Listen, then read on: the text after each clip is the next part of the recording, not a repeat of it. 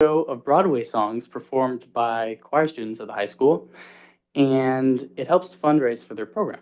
That takes place in 2 days, actually. It's on January 29th. It's a lot of fun. They get to do a lot of short little bursts of things, and it's a cool show. The theater program does a good job, and so does choir. For activities, our mental health week is coming up next week. We do one every single year to kind of highlight in this wintry time where people sometimes struggle more with mental health to help highlight all the struggles that people go through on the daily. So we do a little theme dress up day each week, each day of the week. And then those are kind of tallied as a competition between second period classes. So then the class that wins gets a reward. For next week, the themes are PJs on Monday, but we're calling it Mellow Monday. Tuesday is Team Up Tuesday. You are gonna wear team gear with your favorite sports team. Wednesday is Dress Like a Teacher. Thursday is Pink for Love, so you wear pink. And Friday is Green Out. So this year we sold mental health awareness shirts, and part of the proceeds from that go back to a foundation. And so those are green. So everybody who bought a shirt will be wearing one, and everybody who didn't get the chance to buy one can wear green on Friday, so that the whole school looks green. It's fun. And at the last meeting, I mentioned that our Dornbecker Children's Hospital fundraiser had just started to kick off. We call it Fundraiser Bowman Pageant. The pageant is an annual show that the high school puts on. This is our 21st annual pageant, and it's a super fun thing to watch, and I've had the opportunity to run tech for the last couple of years. I think this will be the third, and it's really fun to kind of see behind the scenes, but also to see all of these students and what they do to help fundraise. So the pageant consists of 10 teams, each a pair of 2 seniors, competing to raise the most amount of money for Dornbecker Children's Hospital.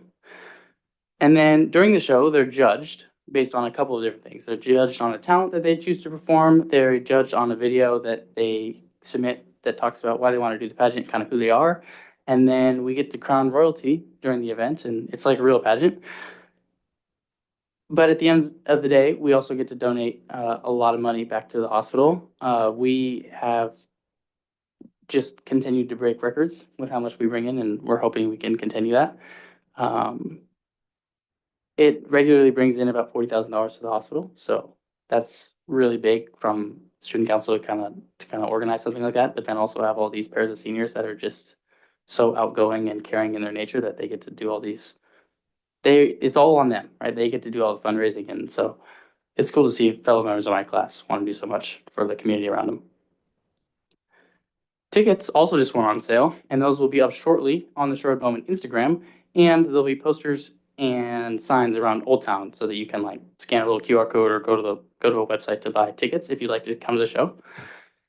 And Staff Appreciation Week is also coming up. It kicks off the week of our next meeting, February 24th. So I'll have more to share when we come to that meeting. To finish us off with athletics, winter sports have all officially started. We talked about that a little bit, but now we're all into the swing of things and most of the teams are onto their leagues. Boys basketball is currently undefeated in league, and boys and girls wrestling have done well in league and just hosted a huge meet this last weekend. It's one of the biggest. Boys and girls swimming has also started their league season, and both teams have had team and individual accomplishments across the board. Our Arrows team that's our dance team at the high school, will soon be headed to nationals, which takes place in Florida from the 12th to the 17th of February. And our cheer team is also heading to state on February 15th. So that'll be fun to look forward to too, see how they do. And you had tried tip from them earlier, but here is FFA with a little message.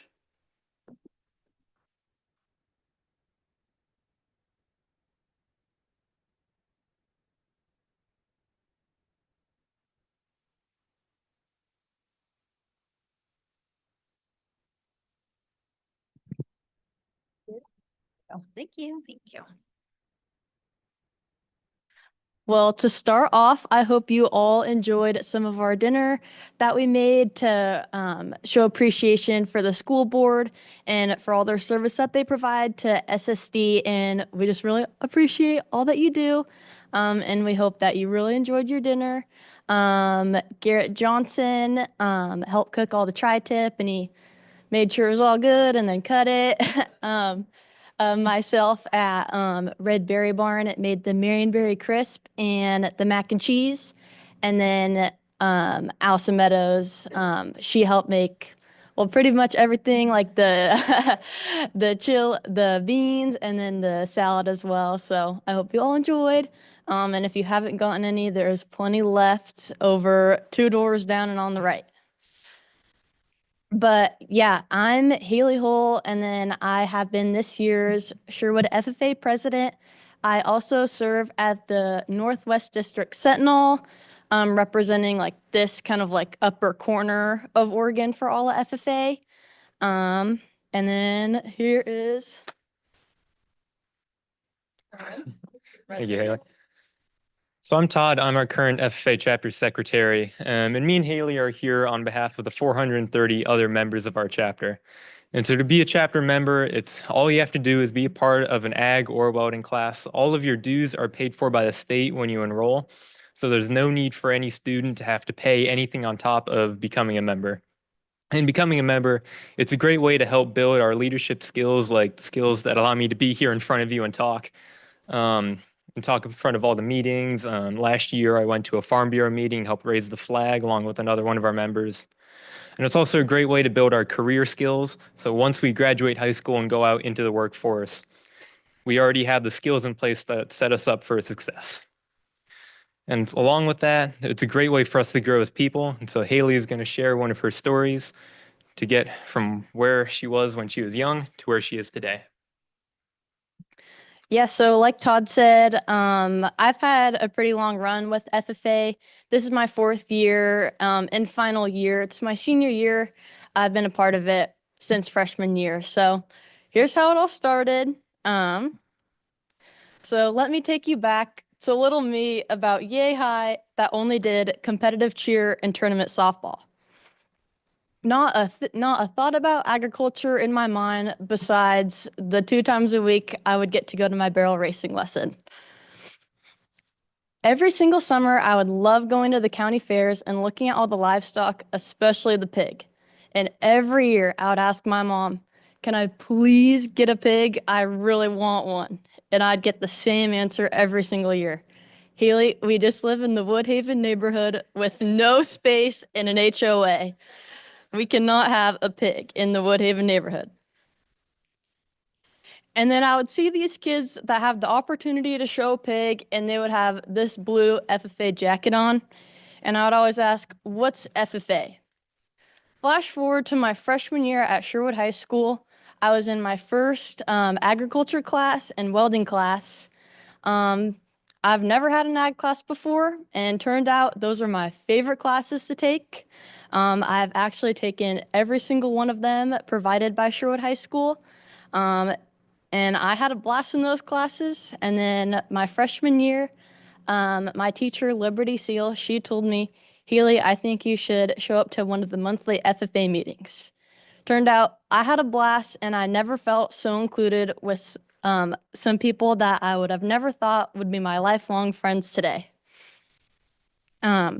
And then shortly after that, I was encouraged to go out for a chapter officer, and I got historian, and I was over the moon excited. I never thought I would have had an opportunity like this. But a few weeks after, I found out I had to speak at our annual FFA banquet that holds over 100 people. I couldn't even say one line in front of the 5 other officer members, much less without walking all over and without looking at my paper. But hey, look at me now. I'm able to say more than one line and without forgetting it. But through FFA, I have gained so many lifelong skills that I'll never forget and that I can carry on throughout my whole life to pass forward to as many people as I can to spread my passion for FFA and what I've learned. Some of my personal experiences with it. I love competing in what's called CDEs, career development events. And one of my favorite ones is job interview. And that helps prepare kids for a real life job interview. you're scored on the way you fill out a job application, your actual like job interview and how you answer the questions, and you get feedback. And of course, everyone loves to win, so you're going after the first place banner. And also my other favorite is called agricultural sales. It's like a mock Shark Tank kinda, and you pick an ag product. I sell the Red Berry Barn jam that I make there. And I've actually competed on the state level 2 times with that. So super exciting. Like I said before, I've taken all the ag classes and welding classes that Sherwood provides, and I wish I could take them all over again. They're just so fun. Um, some of my personal projects are called SAE projects. It's like a personal project that you track through FFA. And so one of those is working at Red Berry Barn. This is my 4th year so far, so I've been there all throughout high school. Also working at my advisors / teachers pig farm. I'm living my little girl's dream. Taking care of around like 12 sows at a time. At one point, we had 40 piglets on the ground ready for meat pigs. Also, the past 2 years, I have raised market hogs for Washington County Fair.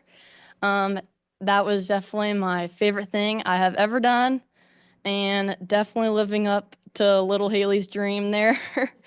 And hopefully inspiring other young kids to do it too. Like last year at Sherwood Middle School, I taught the agriculture class there to hopefully inspire other middle schoolers to join FFA to see how it can change their lives. And I can truly say FFA has made such a positive impact on my life and really shaped who I am. And I will never forget any of the skills and all my friends. And then it also helped me choose my passion in the future to become a large animal veterinarian. I hope to have my own business, to be on like emergency calls and going out to help people, especially the 4-H and FFA kids with their market projects. That's all I got.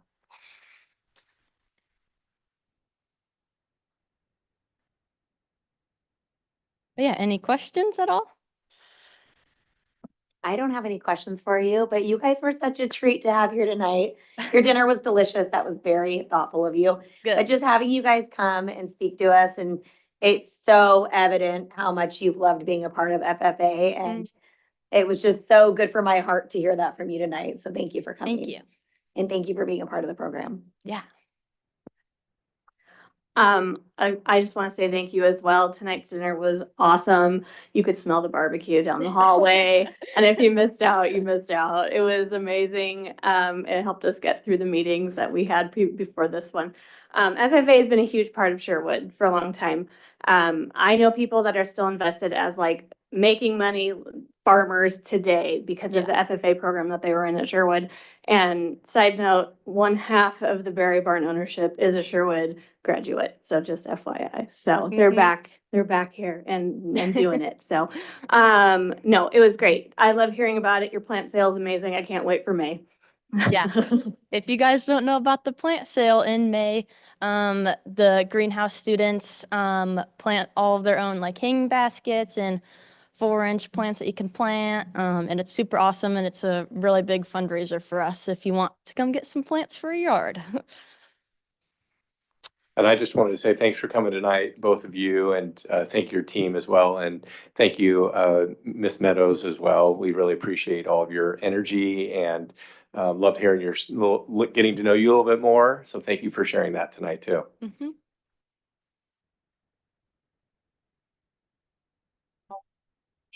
Thank you.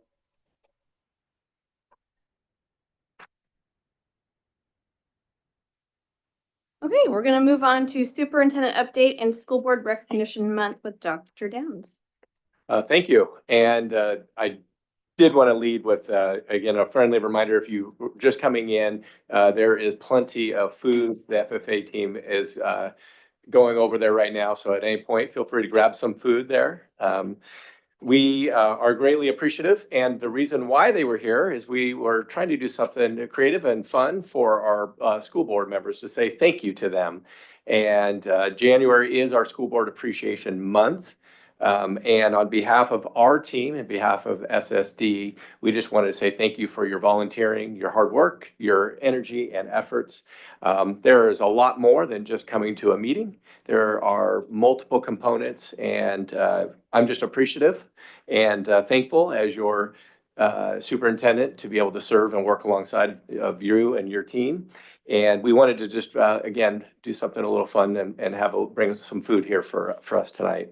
So I know on behalf of our principals and administrators and staff as well, they too say thank you, and we appreciate all your energies. So happy month.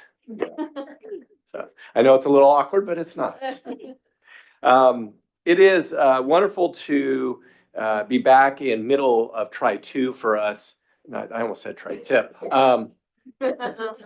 It is amazing to watch what our students and staff are in the middle of right now with Tri-2. I find that sometimes during this time of the school year, I'm amazed, and if you're a parent out there, I think you live it, but there's a lot that goes on. We have at the high school, I know Mr. Pratt and Mr. Mitchell are here this evening. They will tell you we have the greatest number of participation for co-curricular events maybe in our school history that we can document. So our goal is 100% for our students to do something outside of their school day. We know that that connects them better with their school and with their academics, and it connects them with one another, which is our goal. And it's exciting to find what that passion is and to hear Haley speak about how she found her passion. That's what we want. We want that spark to occur. And if we don't have it, or if it's not occurring, we want to work hard to make sure it does for the kids. And so at this time of year, I'm just amazed at how much is going on. Our teams are running. There's a lot of amazing competitions. There's a lot of amazing things that they are participating in that's outside of their school day. And we're asking them to remain committed academically as well. So I just wanted to highlight the hard work that, parents and students do together to try to navigate, especially this part of the trimester. So wanted to fill our team in on, we are on track for strategic design. We have been, one of the asks that you had of me coming in was to help put together a 5-year look ahead. And what we are doing is gathering community input. We have a strategic design committee that's been meeting, and we'll be meeting a couple more times. And then we look forward to bringing presentation to you as a board for review and approval. Again, a friendly reminder, the strategic design is used as a GPS, as a roadmap for us about where we want to go. And we also want to make sure we have metrics in there. We care deeply about looking at data. We know that data is, that's someone's kid, that's my kid, that's your kid. That's, we don't just leave them as a number. We know we make it personal and we personalize it. And so we are excited to build this future together. We've been really committed around the vision question this year of how do we inspire a joyful community of learners? And that isn't limited to the students. That's the adults as well. That's us. And how do we live into that vision question together? And so that's helping to guide our strategic design process. One thing that we are using as an anchor in that process is what we're calling a portrait of a graduate. And that's when students leave Sherwood School District. What do we hope for? What are our hopes and dreams for them? And what are we doing to make sure that they have those opportunities? So we're letting that anchor our process. So we're excited to kind of bring you back in the next board meeting, bring you back a little more meat to that. And then in the March board meeting, bring kind of the plan to you. I would let you know, we also are excited tonight. You're going to hear a little bit later from Gary Bennett, our CFO, and Brady Strutz, our interim COO, an upgrade that we are doing for safety, and it's in our vestibules. We had an opportunity a couple of years ago as a community to invest in a safety upgrade, which is to install vestibules in all of our buildings. And Currently, those vestibules have a pass-through, so those doors are open into the school.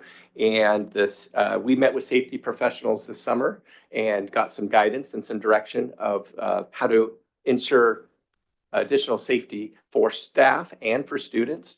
And so we are bringing forth tonight a proposal for the safety vestibules to be, they're locked in that vestibule, and you become buzzed in with, it's common practice across the state of Oregon and nationally, and it's best practice. And we are committed to still being a welcoming place. And what I think of welcoming, and with Sherwood, I think of people.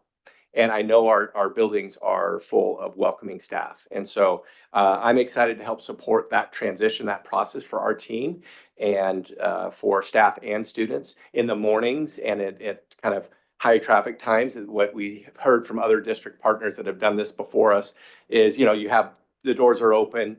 And, that's when administrators are out greeting people, saying hello anyway. And then there's a time and they shut. And then that's when that buzz system with a video monitor will show up. So again, for us, we want to be welcoming, and that's through the people. And we're very excited and have been told that this is an excellent tangible safety upgrade for our district. I also want to let you know that this summer, I think you know this besides myself, we had over 3 new principals, so half of our schools, and new administrators and new directors in their roles. And I just want to take a minute to compliment their incredible hard work. Coming in to learn a new role is a big deal, even if they've been here for a long time. And they have done this magic, just actually wonderfully. And for our new administrators to our district, it's been just wonderful to see their energy and their life that they're bringing and their experiences. We had an opportunity to hire some really high quality educators that came in with a lot of good energy. And I just wanted to compliment their team. They get together a lot on their own and work together. And then I appreciate our cabinet and others that work really hard to support their experiences. So we hope that they've had just a wonderful start of their Sherwood life. We know that sustainability in leadership positions and in our staff is very important. We want our kids and families to have many years of great experiences with our staff. So that's my board update for tonight. Thank you. Thank you for that. We're going to move on to board updates. I didn't do a roll call beforehand. I'm not sure. Is Director Thornton giving a board report? He's joining us from Zoom tonight. Is that it? Okay. Okay. Yeah, no And board then report. Director Hopkins. Yes. And I will be sharing a report tonight. I have a board report. I had the opportunity to go to the parent event that was held by SEF for Tanner Clark. Not to give too much backstory, but SEF is our Sherwood Education Foundation. I used to be on their board for many, many years. That's kind of how I became more involved with our school district. They are a group of pretty much parents who work really hard on a volunteer basis to put on 1 or 2 events a year, raise money, and then all of that money gets turned around and given right back to the school district in the form of grants. So things the district can't normally fund, Sherwood Education Foundation tries to step in and fill that gap. And the last couple of years, they've successfully raised over $100,000, maybe $150,000 this last year, and it's been really incredible. But one of their missions over the last few years has been to bring in people who can enrich our community. And so they had wanted to bring in a new speaker for a couple of years, ever since we had the late Colin Karchner out here. And they brought in Tanner Clark this year. His message was more about how to parent in a world full of digital communications. I attended a middle school assembly as well to hear kind of his message to our children. And I thought it was really amazing. I think it was hard for middle school kids, and I'm sure hard for high school kids. And nobody wants to hear that maybe they need to alter their practices. So I definitely think that was a tough message for kids to hear at times. But at least from a parent end, it was really beneficial. So I really appreciate them taking the time and the energy and spending the money to bring him out here. I know that's something that they would like to do in the future, is bring other people to our community. So coming up on February 20th is their main fundraiser. It's the Sip and Spell. It is a spelling bee of sorts. And there's an auction It's a really fun event. It has been difficult to attend in the past because it's at the Art Center. It's a very limited venue, and people who have come always seem to come back. And so they just don't have a lot of tickets for sale. But they've made opportunity for people to participate in the auction, and occasionally they do have tickets that come up for sale around this time, really, as they get closer to the event. So if that's something you'd be interested in attending, maybe jump on their Instagram and take a look at the page so that you can see if those tickets become available. Or if you'd like to donate to their auction, again, they do a really great job of just giving it all back to our schools, which is pretty amazing. What else? I think the other couple things I just want to touch on briefly was attending the events. I get to go to so many fun events as a community member, basketball games and cheerleading events and all these different music events. And some are so well attended, but some are not so well attended. And I wish as a community we could inspire our kiddos to just attend more. You know, I go to basketball games and think like, where are all the students? Like they must have, I know they have busy lives, but when I was in high school, it was like, that was the main event, was going to like the basketball game. And so as a community, I would love to see us encourage other adults and families and kids to get out and kind of take part in those events. They're really fun. My kids love to be running around all of those events. And it's just great to see other people from the community and hang out. So I would encourage you to kind of be keeping a look at the district events and attend some things if you're not used to doing that. And then last thing, I just want to say thank you for the safety updates. That has been a big pressure point for me over the years, that I would like to see that project really completed to the capacity it was meant to be completed. And I do understand that we want to be a community that is welcoming, and I think we are that, but I also want to be a community that's safe. So I'm really, really grateful to hear that we are moving forward with that investment for our kids. So thank you. Thank you. My update is pretty quick. A few weeks ago, I had the pleasure of attending the Washington County Legislative Dinner with Director Hawkins and Dr. Downs and Assistant Superintendent Marlene Carroll and CFO Gary Bennett. And so what that means is all the Washington County school districts came together at the Northwest ESD building out in Hillsborough. And we had a great dinner and just a great roundtable. And we had Ben Bowman and Courtney Neron at our table. We shared our table with Tiger Tualatin, and we got to kind of brainstorm with them, like, what are we looking for in funding? How can we make this legislative session to our benefit, and how can they represent us in what we're seeing and what we're needing? And a lot of that discussion was about special education, just more funding in general, really looking at that that funding model that seems to be super outdated. It was a great turnout. We were very well received. I don't think we'd been there in a little bit, so we were kind of like the bells of the ball a little bit. So it was kind of nice. But it was great. It was great to be a part of. I'm happy we could go and be a part of the discussion. Also, I am very happy about the vestibule upgrade. I know we'll get into that a little bit, but I think this presentation will help answer a lot of questions for parents and community out there, just about how we're seeking out tangible efforts to really step it up and create a safe school environment while still keeping it welcoming to parents. So thank you. Oh, and we'll just keep going. We're gonna hit up the consent agenda. Are there any questions about the consent agenda? No? Okay. Do I have a motion? I motion to approve the consent agenda as presented. Thank you. Do I have a second? Second. All those in favor? Aye. Aye. All those opposed? Okay. Motion carries 4-0. Okay, moving on to public comment. We have no public comment tonight, so we will zoom right past that. And then we will move on to information and discussion, and with our fiscal update of our CFO, Gary Bennett. Thank you, Chair Carson. No, thank you, Danny. Appreciate it. So looking forward to doing a little fiscal update tonight. It's been a while since we've had one. I have some good updates to share, some good news for you. We'll wait till the presentation comes up and then I'll jump right in.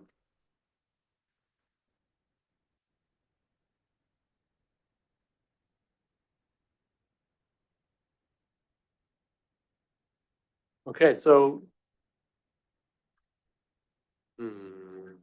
Yeah, I'm hitting the wrong line. Is the power on? Okay, do you want to just click through the slides? If you could click ahead one slide. So the agenda is pretty basic. We're just going to take a look at how we're doing this year and what the projections look like for next year. So we'll start with this fiscal year. If you could go on to the next slide, just our budget based on actuals to date. So this page is the page we'll spend the most time on. It might be easier to see in your packet. It's a little bit small on the screen with the Zoom going. The reason I chose to highlight the 3 red boxes there that are also highlighted on your packet is that if you look carefully at them, the top 2, our operating expenditures are almost identical to our operating revenues. So we're at a point where we're spending about what we bring in. Nothing more, nothing less. That means we won't be losing fund balance, but we won't be adding a ton to fund balance either if this projection holds true. There's a couple things going on with that. Our state school fund revenue is down, which you can see in the top line on the report. That's due to our enrollment being down a little bit. We had a very large senior class exit and an incoming kindergarten class of only 243 kids. So we had over 400 roll out the door and 243 come in. We did grow some in every single grade level across maybe not every single grade level, but across the district we grew, but not enough to make up that deficit from what we lost. There is some good news on the enrollment front. However, our enrollment holds pretty steady. School districts across the state tend to lose kids throughout the school year slowly, especially at the high school level. And that's mainly due to 2 things. We've talked about this before, but just to make sure everybody's in the know about this. They leave. Sometimes kids graduate early from high school and they leave, and that obviously they're no longer intended with us. And a lot of kids in high school enroll in alternative programs and online programs. Most often they end up coming back to us, but they often leave at this time of year. So we see numbers decrease throughout the school year. And recently we've been seeing our attendance tick up, which is a little bit unusual during this part of the school year. And I looked at the same period last year. Over a 2-month period last year, we lost 29 students. And this year over that same period, we picked up 13. So that's a pretty good swing for us of about 40 kids mid-year. And we're hoping that's a sign of some of the growth coming in and some families moving into the district. And so that's a good sign for us. But our enrollment is still lower than, we're still using a little bit lower number per the projections than what we budgeted. And so that's showing some state school fund revenue being a little bit low. Salaries are tracking about on budget. That's a good thing. I think most people, we've talked about this as well, but our salaries and benefits account for 83 to 84% of our total expenditures. So when salaries are on track in the budget, that's generally a good sign. And our associated payroll costs, which is the benefits piece, they are actually under by quite a bit. And that has to do with the unemployment law that took effect this year that we budgeted kind of the maximum in for. We didn't have as much exposure on that as we thought. And so that's good news. We took a good conservative approach to that, which was a smart move because it's ended up helping us out and keeping us going in the right direction. Any questions about the general fund? That's kind of the one that I wanted to spend the most time on. Can you answer as to why it's not costing us as much as we thought it was going to cost us? Well, for one, we budgeted a number that assumed everybody took it, everybody qualified, and kind of put our max exposure out there. And I don't know the answer as to why we're actually seeing less than other districts around us. Some districts got hammered pretty good by it. And we have not had that experience. And so why a lot of our staff didn't apply in the same numbers as other people, I don't know the answer to that question.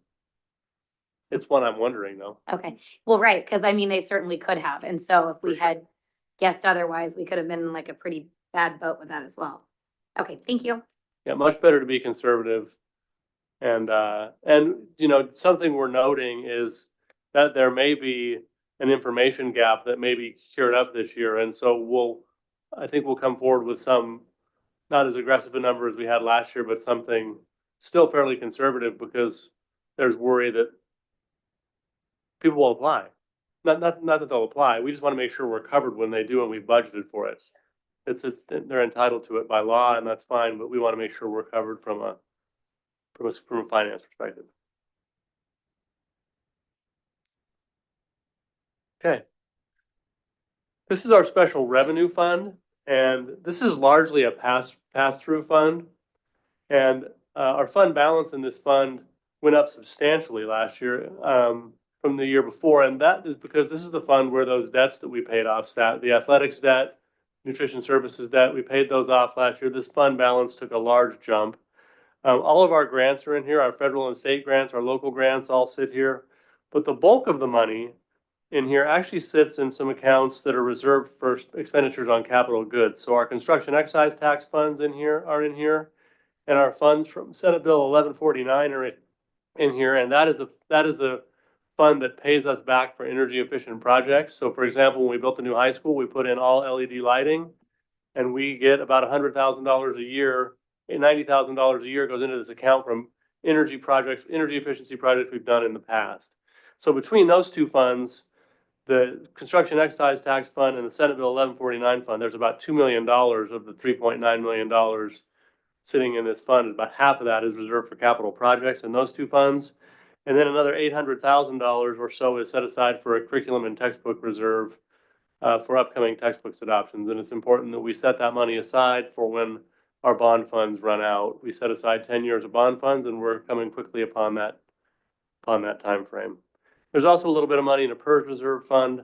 Overall, this fund's in good shape. I just wanted to point out why there's a big balance in a fund that contains a lot of grants. You would think those would be expended one year and cycled out the next. Next fund is the debt service fund. It's really nice that this fund has gone back to not exciting and nothing to talk about here, really. This is the fund by which we pay back our debts on. And in the first year we talked about this, we were worried we were going to have a deficit of about $50,000. We were going to bring in $50,000 less than we had to pay on our bonds. What you want is just a small reserve in there in case tax collections fall, and so that you have enough money the day the tax is actually due, that our bill for the bonds is actually due. And so we're on track to have enough money to pay that the day it's due without borrowing money from any other funds or anything like that, and having a small reserve carry over for next year. And so that's good news. This fund's in good shape, and we should be just right on track. And finally, the Capital Projects Fund. This is where our funds sit to do capital projects, capital improvements. None of these funds can be used to do anything with staff. It's all about deferred maintenance, any construction projects we choose to do. And the bulk of the money actually in here is technology money set aside from the bond. We've talked about this before, but just as a reminder, we set aside money for curriculum, technology, deferred maintenance, and all these things in the bond, and we still have money left from the bond for all those things. But during the pandemic, there were some really good technology grants, and Brady Strutz, when he was our technology director, wrote a couple of grants and brought in well into the seven figures in terms of grant funds, and so that extended our bond fund. So that's why there's a bulk of those technology funds left. It's because of the great work that they did. So it's also worth noting that there are, those $2 million for the capital projects funds in the special revenue fund as well. So this is not all the money that's available for capital projects, and it may make sense to move those other funds down into the capital projects fund. That's something we can talk about later, but I think it's important to note that. Any questions on how we're doing for this year before we move on to the next year?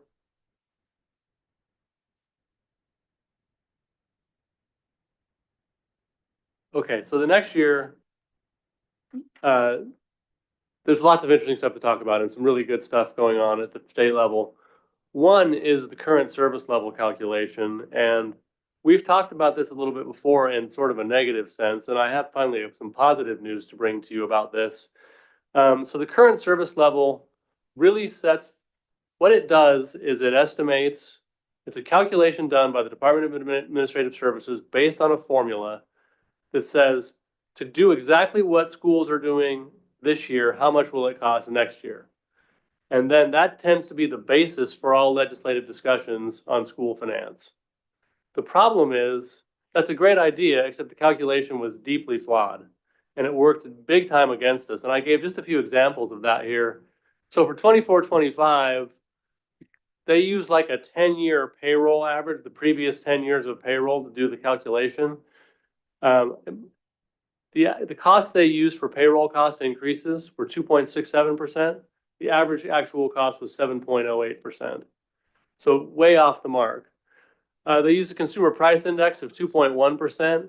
And as of April 2024, which is when I pulled the report that talked about this, inflation was running at 3.7%. It's a little bit lower than that now. And PERS, when we pay our PERS rates, the district several years ago took out side accounts, bought bonds with low interest rates, gave the money to PERS to invest, made more money on the PERS investment than the side accounts cost us, and saved a bunch of money on our PERS rate. So when we pay our PERS rates, we pay a chunk to PERS and we pay a chunk to the PERS bond. And that constitutes our total cost of PERS. Most districts in the state are in that same boat. It was a great financial move that districts made. It saved us all a bunch of money. But when this calculation was done, they only used the part of the money we paid to PERS and not the money for the bond. And so there's a massive underestimation. And schools have been pushing for a long time to have this changed with little success. And the great news is that the legislature and the governor partnered together and they have fixed this. And the calculation is now a much more reasonable estimate. So that is a huge change for public schools and is really good news. So this may be the biggest thing in long-term school finance that I've seen in quite some time. So that takes us to the governor's recommended budget. Governor's recommended budget starts the budgeting process at the state level. The governor comes out, they have their budget. And generally that's considered the baseline for schools. And in the governor's budget this year, she put in $11.36 billion. That's an 11.4% increase over the 10.2 billion we had. And historically, K-12 allocations have increased over the legislative session. That's kind of been the way it's worked. So there's a couple things there's a couple things worth noting here. For one, the 11.4% increase seems like a big increase, and it is, but remember, this is a 2-year budget cycle, so you only get really half of that. Doesn't quite calculate out that way, but it's in the change is in the 5%, 5 to 6% range because it's a 2-year budget, right? So that's one thing to note. The other thing to note is that although allocations have historically increased since over the course of the legislative session, we don't know what impact having a new current service level calculation will have on that. Meaning that legislators have all known that that number was flawed, and so we ended up with more money over the course of the session. However, what we heard at the legislative summit was, I think our representatives thought it was generally good news and that they would be able to add to it. So we'll see how it shakes out. I'm cautiously optimistic, but it's a little bit of uncharted ground. Does that make sense?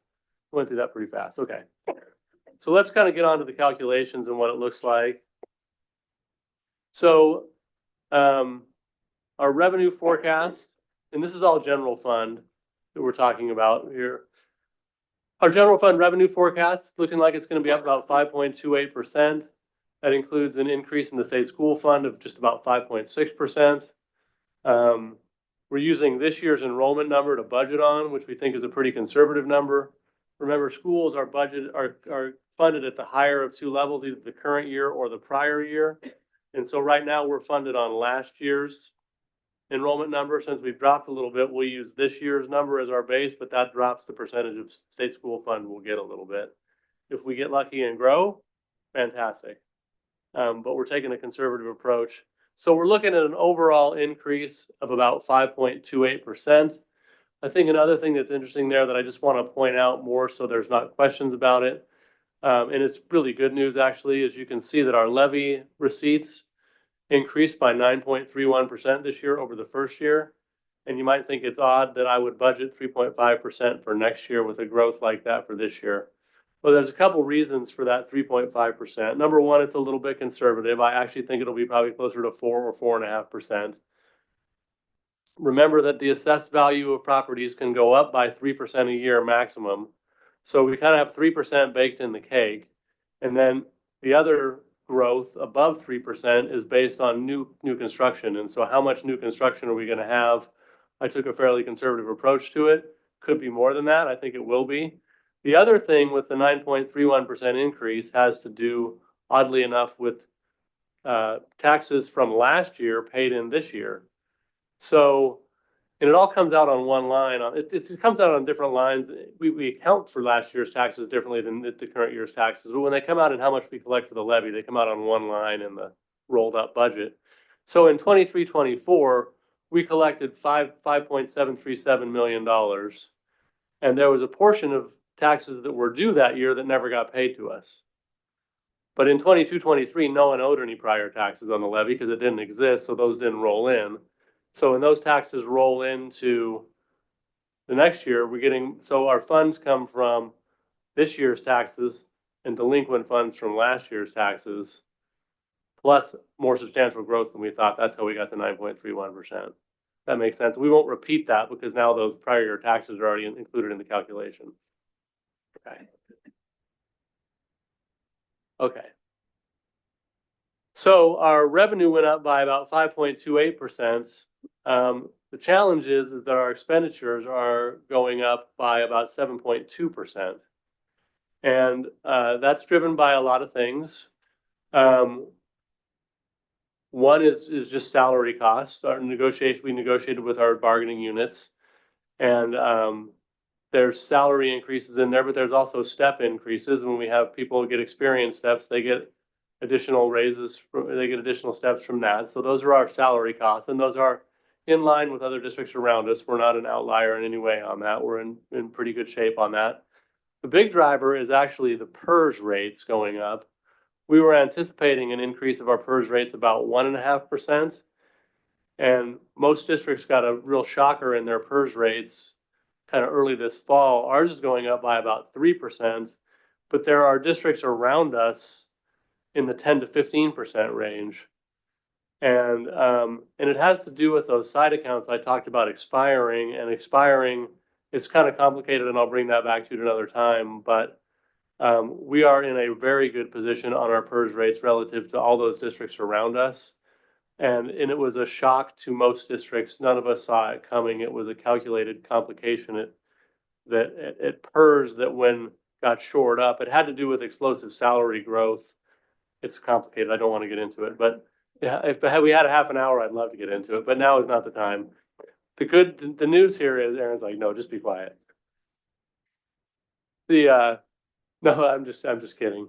But the point is, we're in good shape relative to other districts in this front. We should consider ourselves fortunate. And when you see surrounding districts in the plight they're in, a lot of that has to do with an unexpected rise in their PERS rates. Anyway, that's our general fund. That's our general fund expenditure forecast.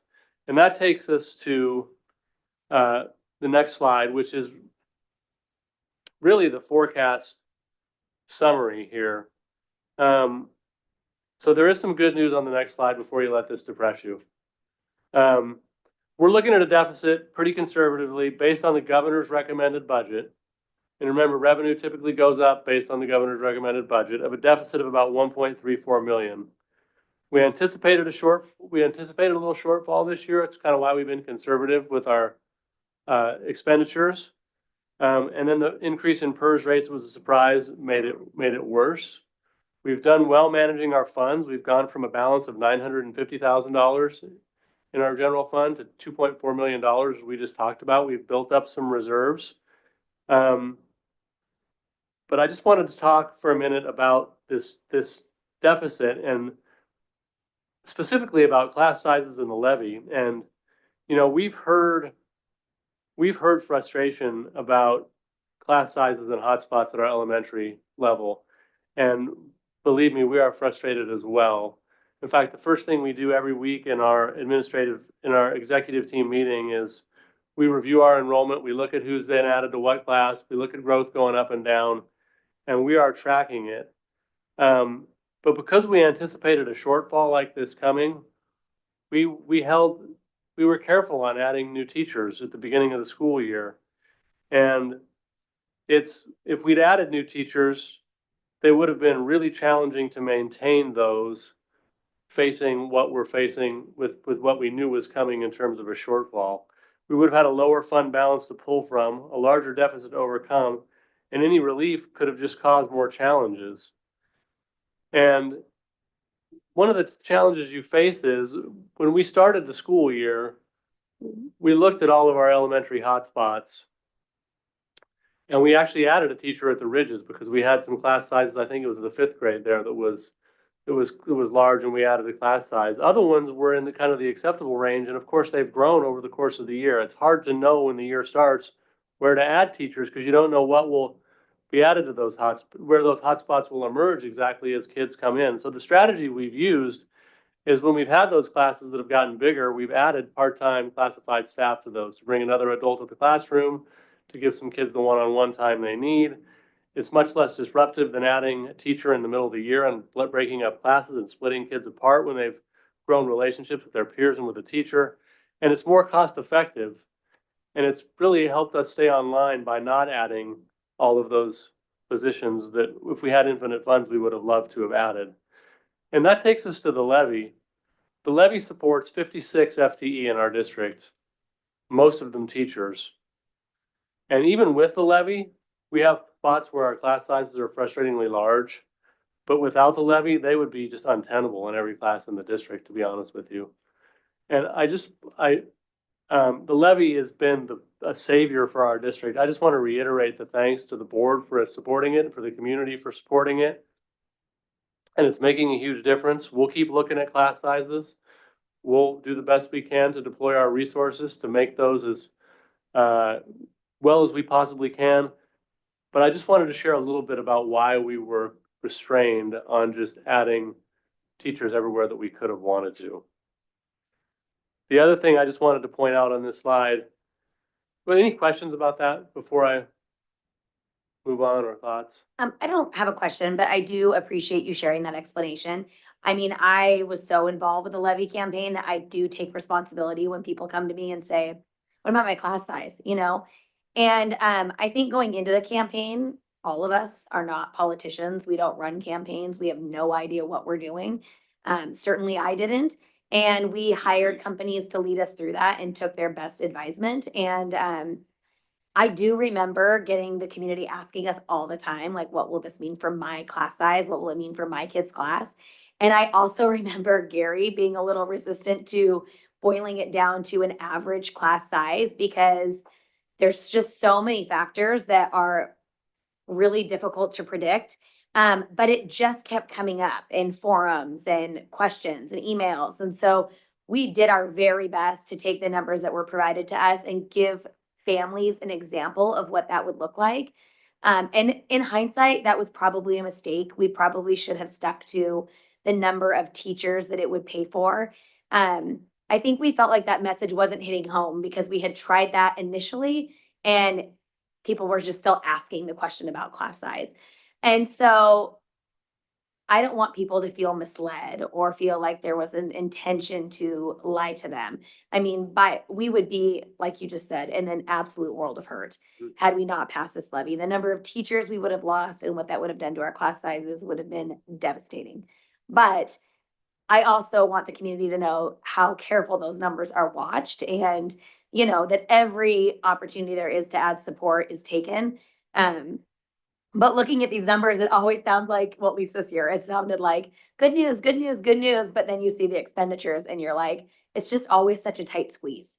And so that was the other piece of the levy, was that we promised the community that we would be good stewards of the money, that we would not overspend, that we would right size the district.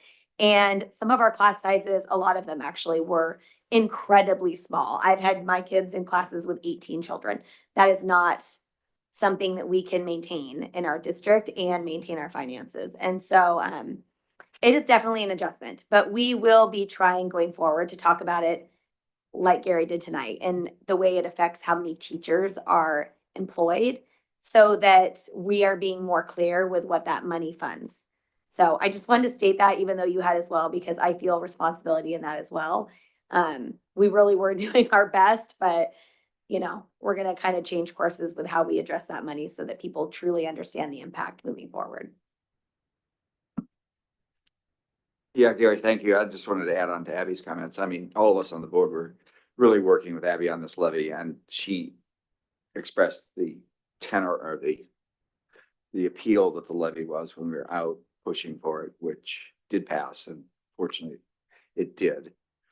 But what I think is an important message also currently and going forward is exactly what Gary said with the class, respect to the class size. Yes, there are nuances and abnormalities in these sizes, but it's a multifactorial problem. And I think what was most important that I've heard, this is now more than once, is the ability of the district and the administration to really respond as rapidly as they can to get another person in there.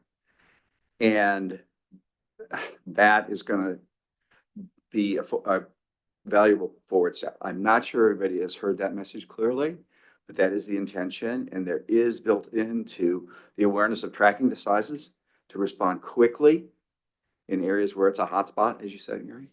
And I appreciate that message because that's really what's going to take moving forward.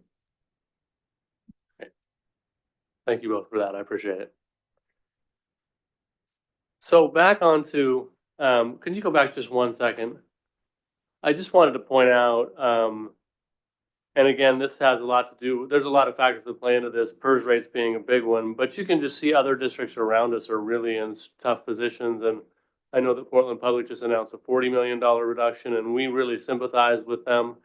We just sort of fell to it earlier than they did when we went through our crisis a couple of years back, and then they got hit with PERS funds on top of the expiration of federal funds, and there's just a lot going on there. But I do think I did want to put where we are in context, and I think it also adds a little bit to the next slide to talk about that. If you could go on to the next slide. You know, when you put out a number like $3.4 million, you can think the sky is falling, but I don't really believe the sky is falling. For one, K-12 funding generally improves from the governor's budget. If we go from 11.36 to 11.71 for state funding, that is pretty close to making us break even. Conversely, the legislatures talked a lot about it. Representative Neron and Representative Bowman talked about this when we talked to them. There are a lot of unreimbursed special education expenses, both in that we only get funded for the first 11% of our special education students. Everything else, there's no additional funding that comes for them. And the high cost fund paid 41 cents on the dollar last year, above $30,000. And so if they fix either of those, meaning if they either get us to 11.71 or they take care of the special education costs, we're in pretty good shape. So in addition to that, I think you're hearing significant reductions from districts across the state. And I think collectively that will put some impetus or some urgency on the legislature to act. I don't know, I'm speculating, but I don't think the sky is falling, and I think we need to watch and see what happens. The next revenue forecast for the state comes out in late February. I think it's February 26th. It's called the March forecast, but it comes out in late February. And shortly after that, we see the co-chair's budget, and that's typically when we get a new idea of what the legislature idea for the starting of the budget is, and we'll have a better idea then. So that likely won't come before our next board meeting, but we'll communicate out to you when we have that information. And this is not atypical for a legislative session. We typically gain knowledge slowly over like the next 4 months.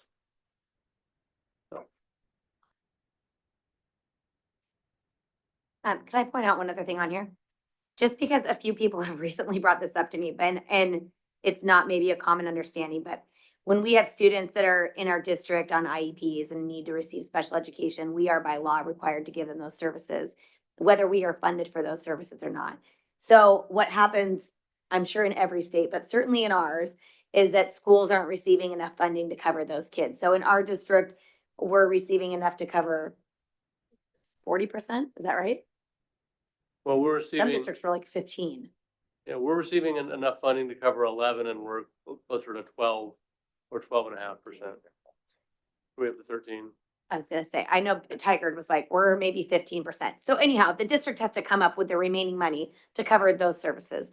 And so while there are many things that districts would like to put some money towards as well, those we are legally required to put money towards. And so it's just a massive gap in the funding. And so that was something that we heard loud and clear at that dinner, that they are really putting an emphasis on trying to solve that. And I think when people generally think about schools and programs they kind of wish were a part of their kids' education, they just in general don't have any idea of the things that really limit a district's ability to provide any of those things that districts would really love to provide as well. So I just wanted to point that out. We are used to hearing that, but I don't think people are used to hearing that. Thank you for that. I appreciate it. I just want to thank you, Gary, for having like the foresight of having lived through a crisis 2 years ago, because we've operated without a levy and now we operate with a levy, but now we have the knowledge and the experience to kind of budget as if we don't have one. And a lot of districts don't. And you saw those districts like Westland, Wilsonville, Lake Oswego, they have a bond and a levy and they're still double-digit millions in the hole. And they don't look at class sizes when they cut, they look at teacher numbers. That's how you do it. You look at, we're losing 27 teachers, we're losing this many aides, we're losing this many classified. So to Abby's point, you know, looking at student class size in a classroom, you know, class size is always kind of a buzzword, and it's not fair because there's so many factors that go into determining a class size and who gets funded before that and who has to legally be funded before we add a teacher. And we also don't want to add a teacher just to let them go in 6 months too, because they are the, you know, first one out based on their hierarchy. So there's so many factors. I appreciate your forethought on the PERS increase, because I remember you talking about that almost 2 years ago. Like there's going to be this increase in PERS, and the fact that we're only taking a 3% hit when people are taking 10 and 15 is nothing short of amazing, because we could very well be in a world of hurt. And so I just want to thank you publicly for having like this well-rounded like educational knowledge of not only being a former administrator or principal, but like having the wherewithal of like the budgeting of a school district, because it is by far very different than any other type of budgeting. So Thank you. I appreciate that. And I wish I could take credit for the PERS rate. That was more good fortune, but I was tracking it. just take it. Take a compliment, Gary.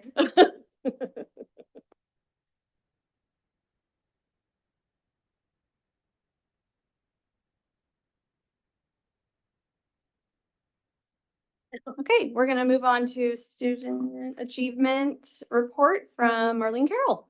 Okay. Okay.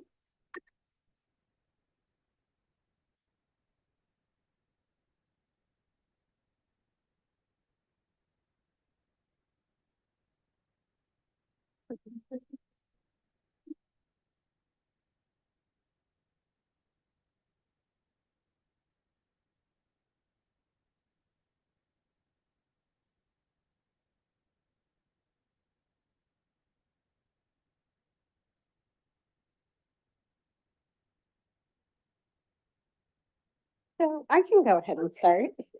Okay. All right. I think I want to just start while Danny's getting the slide deck pulled up, with sharing that our student achievement report for this year, we've seen some growth, and it really tells a lot about the story of how hard our staff is working and our students are working after the pandemic, and just the recovery that we're starting to see happen, and the evidence and metrics is showing that. So we're excited to present this report.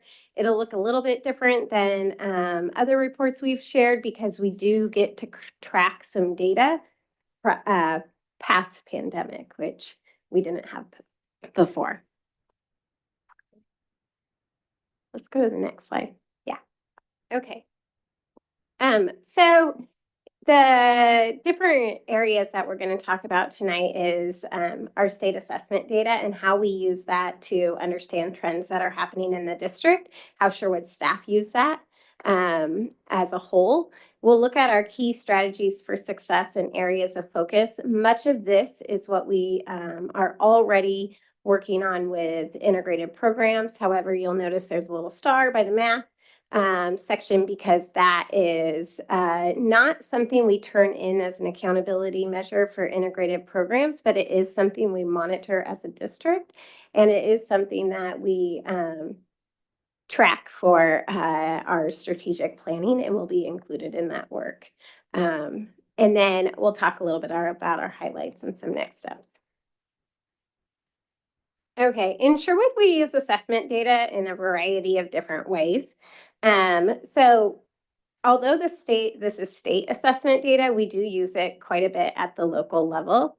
And with the most recent data, we can track student growth, individual student growth over time. We can compare our district with state trends. So seeing how our district is performing against students across the state and different areas across the state. We can look for trends within the district itself. And then we also use it as a key accountability measure. So we report out to you every year, like in this achievement report. And then, like I mentioned before, it is an accountability measure that the Oregon Department of Education uses for integrated programs. So we really want to track that. All right, so let's talk about attendance here. And hopefully you can see that, but we'll start taking a look at last year's attendance. That is in the purple there. One of the reasons why we focus on attendance is because there is a strong connection between early attendance patterns and later academic achievement. That generally follows a logic model that I think most of us think about, that if a student attends school, then they get to participate in the learning and therefore will have more opportunities to learn and remember that instruction over time. So attendance has been an issue nationwide and certainly statewide, and Sherwood is no exception to that. But there is some data to indicate that our attendance rates are not as concerning as maybe years prior. We're starting to see some growth. This isn't a phenomena that, even though we're seeing growth, we're still not paying attention to, because we are. So we saw a 4% increase from previous year. And as you can see there, we're about 10% higher attenders than regular attenders than the state of Oregon. And just so you know, a regular attender is defined as students who attend school more than 90% of the time. So that's how the state defines it. So in 2022, we were sitting at about a 73% rate, and now we're at a 77.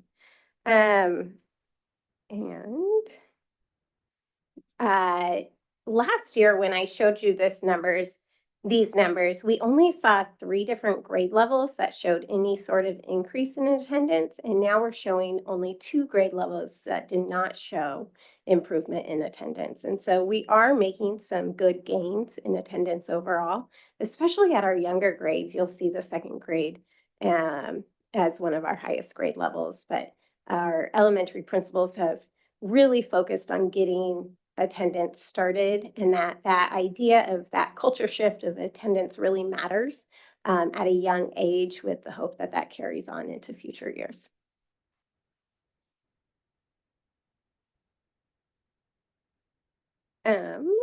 Okay. So some of the strategies that we're currently using right now is we have a district attendance team, and this is really a group of people that have representation from all levels of the district and different expertise within the district. And they're really talking about the culture shift that we're experiencing and how to problem solve some of that idea of maybe attendance isn't as important as it used to be, that phenomena that we're trying to solve here in Sherwood and really everywhere.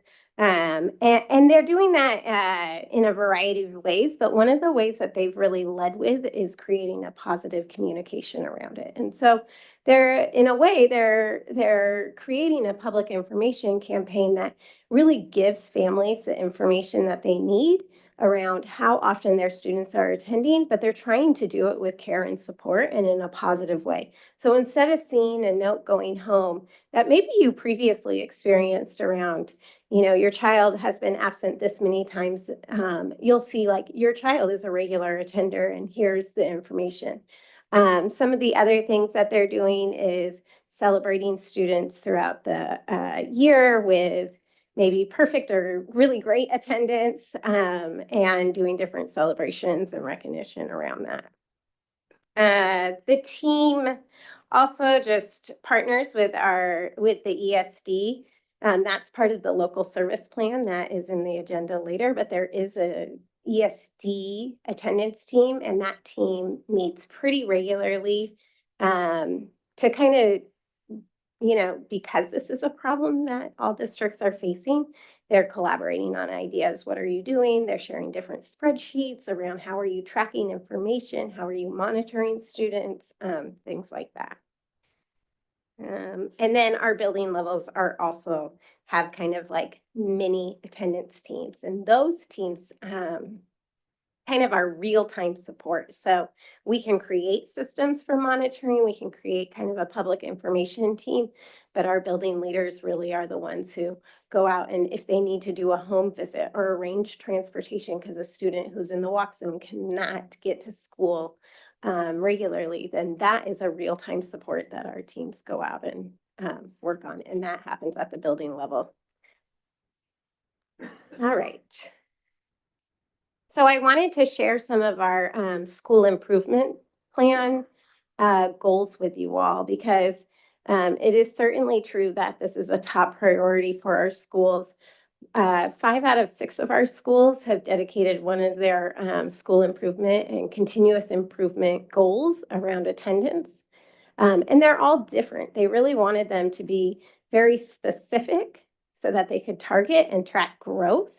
And they wanted them to be achievable by the end of the year.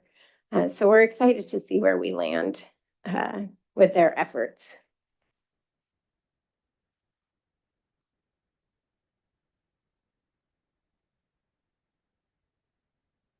All right, so this slide uses something that we like to call satellite data. And satellite data is really looking at kind of a broad set of data. And it shows the comparison of the 22-23 school year compared to the 23-24 school year. And so let me explain a little bit about what you're looking at. This is overall data from the end of the year state assessment, known as OSAS, and it's on English language arts. Your children probably have taken it over the years. The red section indicates the percent of students in Sherwood who did not meet the standards, and the yellow indicates the students who partially met the standard, and the green indicates the students who have met the standards, and then the blue indicates the students who have exceeded the standards. As you can see, we've increased in our language arts scores and of a 3% increase, which is pretty significant. It's hard to move students 3%. What's even more significant here with this data is our students in the red circle over in 23-24. Sometimes that number in the red really doesn't move a lot. And we saw a 2% increase over, and that's something to be really celebrated, because often you'll see an increase between the yellow and green, right? The kids that are nearly there, they start to meet.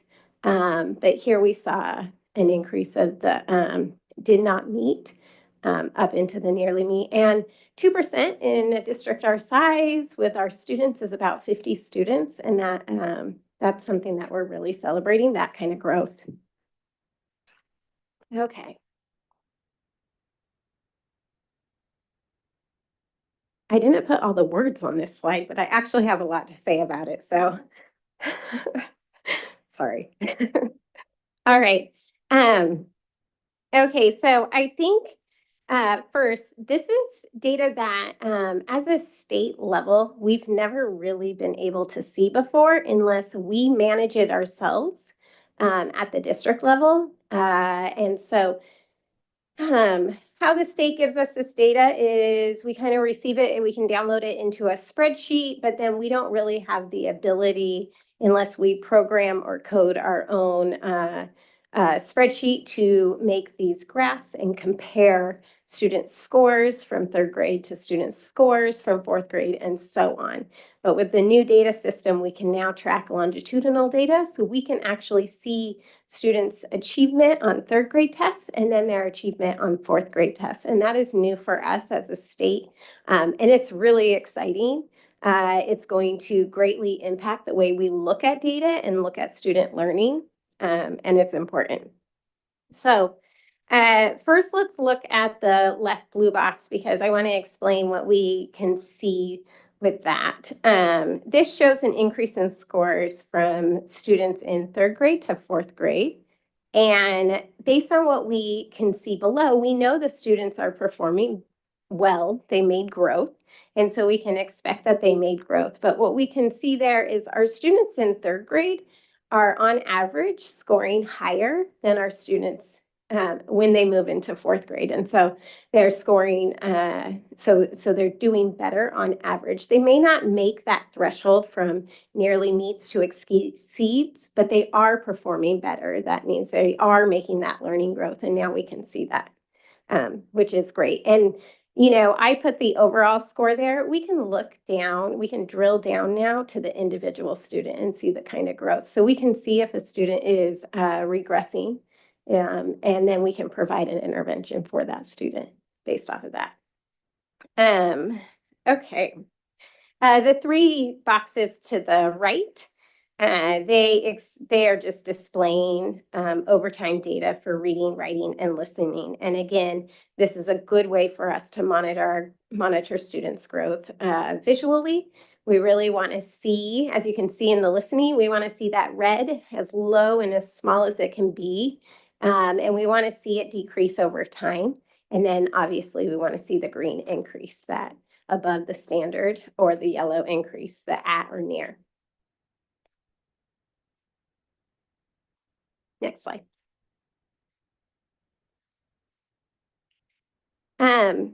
Many of you have been working really hard on this initiative with us, and that should be celebrated as well. Harmony, I know you participated in a lot of our work around the ELA adoption, and just really encouraging our teams to focus on getting good systems in place for our early readers. And so that is continuing to happen. We're continuing to offer opportunities for our teachers.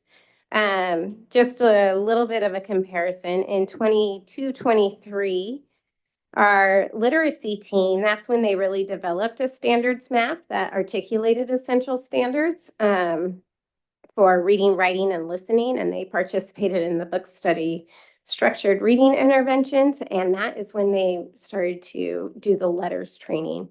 So at that time, we had about 25 elementary teachers participating in letters training. And then later we adopted Bridge to Reading, which was our foundational curriculum, and on the science of reading and really foundational literacy skills, phonics and phonemic awareness. And then in 23-24, our Bridge to Reading was implemented. And so our scores are showing that growth that we're seeing.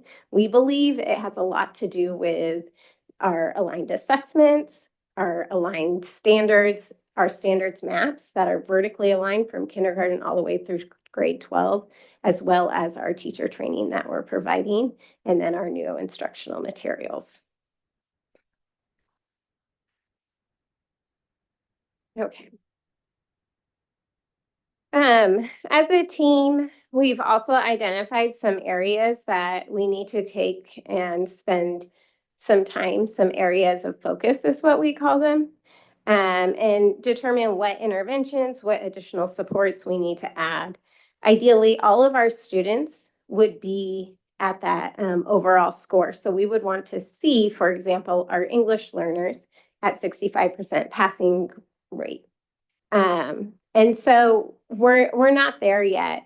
We've made a 3% increase. That's about 11% of our English learners are passing the English Language Arts Assessment. And then we've made a slight increase for our students with disabilities. Again, we need to spend some additional time and some additional interventions determining where the gap is and then how to support the students in learning in those areas so that we can increase those scores to match their peers. In addition to that, our Black and African American students and our Hispanic and Latino students, they also saw a slight increase in scores, but not enough to hit that 65%. And so that's something that we're really paying close attention to. What kind of scaffolds do we need to support students? And what kind of interventions do we have in place so that we can increase those scores so they're matching our overall score? All right, our mathematics year-to-year comparison has relatively stayed the same. The math team only shifted to a standards-based curriculum and alignment most recently with the adoption last year. And so they kind of did the work that ELA did last year, whereas ELA did it a few years prior. The other challenge that we face with math is an interesting one because at the high school level, our Algebra 1 class is all year long, but then we really see students only taking math maybe 2 out of the 3 tries. Sometimes students have 2 tries in between taking math, and we have an assumption that that impacts their high school scores. And we're looking at ways that we can stack the schedule differently so that we don't see that happening as much. Okay, here's that same longitudinal data where we compare our 3rd grade to 4th grade. We are seeing students perform better from year to year, and that's good news here. So same idea. We can go ahead. And then I wanted to show you the cross-sectional scores as well for our high school. So sometimes our Sherwood team gets together and we also examine cross-sectional high school data, and this is new to the state assessment as well, although we had a much easier time gathering cross-sectional data from year to year. And analyze it. So in these graphs, you are looking at high school data, and this data is a comparison of 2 different grade levels, the juniors in 22-23 compared to the juniors last year. Those are the ones who are now seniors. And overall, we're maintaining. So students last year performed as well as our 2022-23 school year. It will be interesting to see what our data looks like for this year and for the following year, because we did just adopt and implement new instructional materials. And then, and so we'll want to monitor that closely and see how that impacts our high school students. And now we can do that because we can kind of compare over time. All right. So as mentioned, we did adopt new instructional materials at middle school and high school. We have more FTE. That's been a long-standing practice since Measure 98, is that we invest in Algebra 1 significantly so students can have that experience that entire first year of high school if they're in Algebra 1. And then continued professional development and implementation around the new materials is key. Our professional learning communities are working really hard on standards alignment and really aligning courses, rubric design, understanding the content, but also the skills it takes to apply the content, and then developing success criteria and having students self-reflect on that. When all of those things are happening and happening well, that's when we can employ Tier 2 interventions for students who maybe aren't getting the learning that they need or aren't showing the evidence of learning over time. And We implemented a high dosage intervention class at the middle school this year for some of our 6th and 7th grade. And then we're continuing to look at ways we can really leverage flex to support the tier 2 interventions at both schools.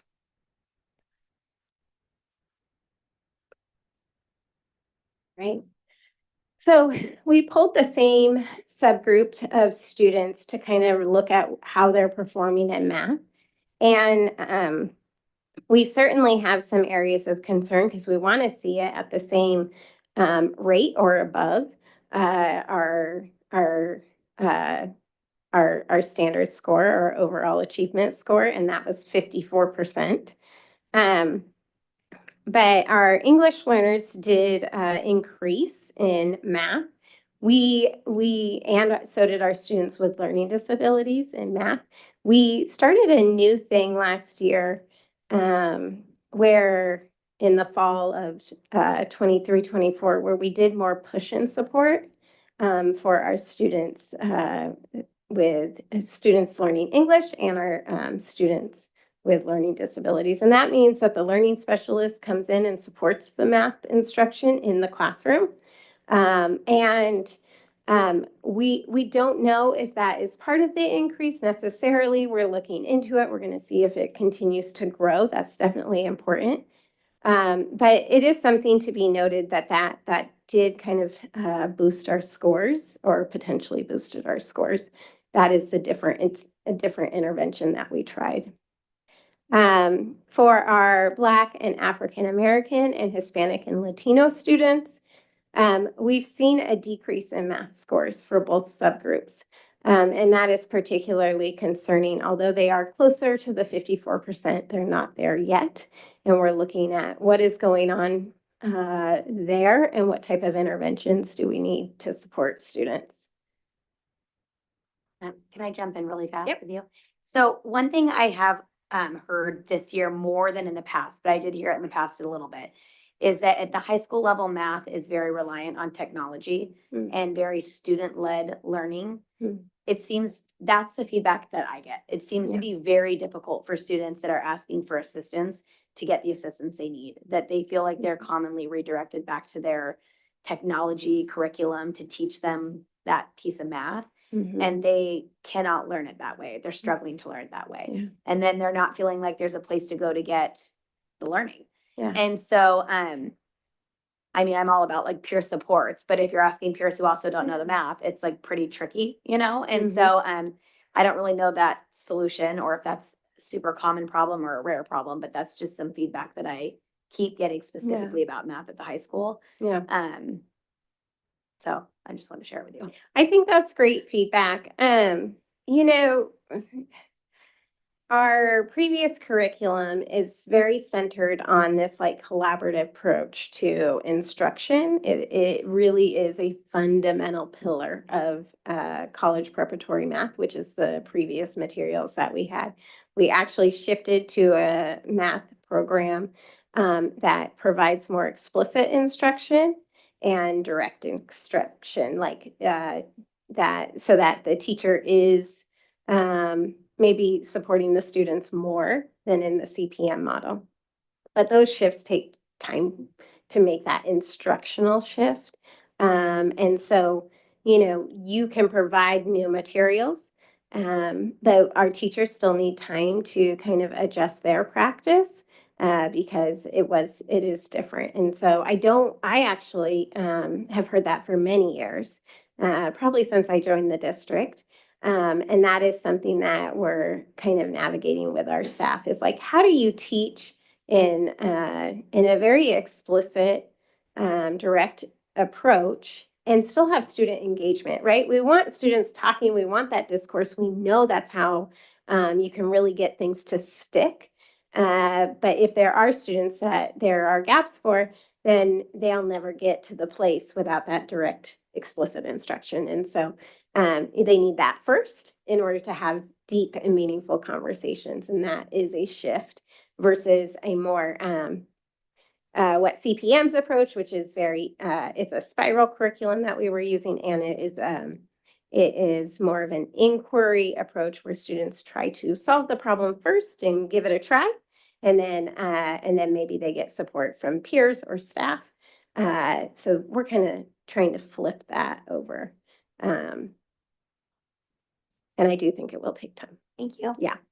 I'm newer to the high school world, and so I just seem to be getting that feedback a lot lately. I didn't know that was something you've been getting for a while, but yeah, it'd be great to see that more hands-on mathematical learning. Yeah. Could I ask a Alright. quick question too, Marlene? Oh, yes. Sorry. Aw- So you mentioned high dosage intervention at the middle school. I know that in our English classes in the science of reading, that high dosage has a very specific meaning. Is it a very similar kind of approach or a new pedagogical approach? It sounds like we're making a shift in math. So I'm just trying to understand exactly what that means. So for our math offerings, we do offer essentially what we would think about for the literacy high dosage after school instruction, right? Except at the middle level, we have it in elective courses. And this is true for ELA as well. But our 6th and 7th graders who need additional instruction in math in a high dosage way where there are very few students in the classroom. Generally, there's a specialist and a math endorsed teacher in there. So like Monday through Thursday, our ELD, TOSA goes over there. Fridays, it's actually me that goes over and supports the class because we're trying something new and we want to see if it works. But it's like 6 students per adult. Both adults in the room are highly qualified. And then the instruction is not in lieu of the student's math class, but is in addition to. And so what we're working on is we're really working on, in this course specifically, math facts. We want that literacy of math facts and that fluency for students. We know that that's really important for foundational skills in math, just like it is for reading. And so we're attempting to do some high dosage tutoring, and we're seeing some good gains in this, and we're monitoring to see if we can offer it to more students. We really want to offer it to 8th grade if we have the staffing available. Does that answer your question? Yes, it does. Thank you. I did feel like I was talking to the ceiling a little bit.